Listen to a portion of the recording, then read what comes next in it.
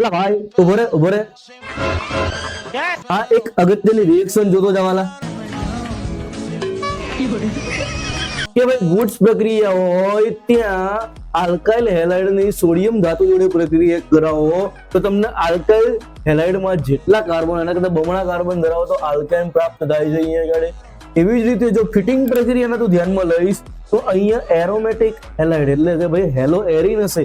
Hello arene ની જો તું ધાતુ જોડે પ્રક્રિયા કરાવું છું તો તને અહીંયા આગળ બેટા બાયફિનાઇલ મળે છે. શું મળે છે?